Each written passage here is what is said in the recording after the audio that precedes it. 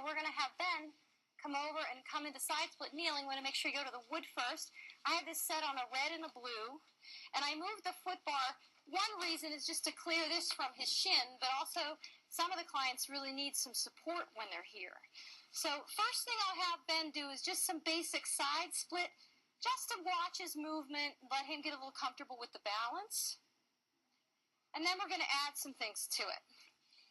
So I want you to think about the clam exercise that we were doing. I'm going to put the ball, have Ben back up just a little bit, and I'm going to put this ball between his heels so he's in Pilates V, and we'll turn around and do it the other way so you can see it too.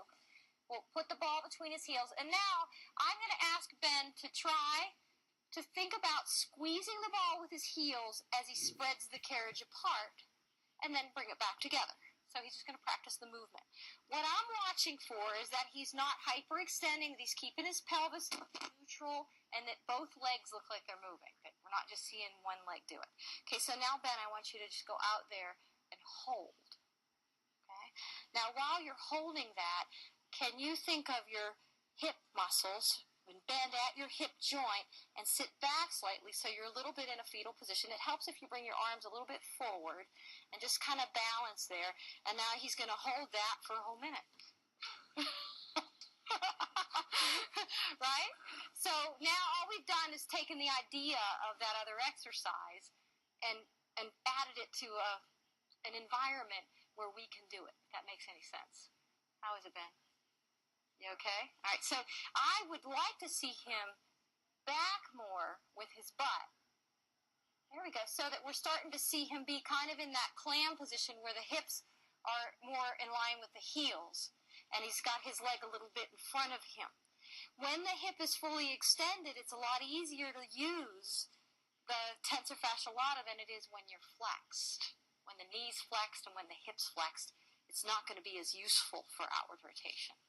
Okay? And I wasn't timing you, so you may come up. Let's turn you around and just show that from the other side so they can see what we're doing with the feet. I want to talk a little bit about the feet. Okay?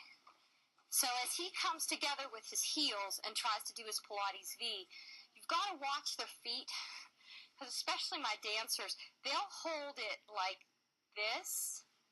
So now there's a whole different movement pattern happen here. We want them to reach the big toe side away and pull the little toe side back as if they were standing on the floor, and then squeeze the ball only when the carriage is open. So as they open the carriage, they squeeze the ball, and that ensures that we're getting some external rotation. Good job, Ben. And then he sits back, and now that's where he's going to hold. Okay, and I've started to torture them a little bit that they have to move their arms up and down while they're holding, just to start to, challenge the trunk in the activity too. Okay, so you go ahead and come up.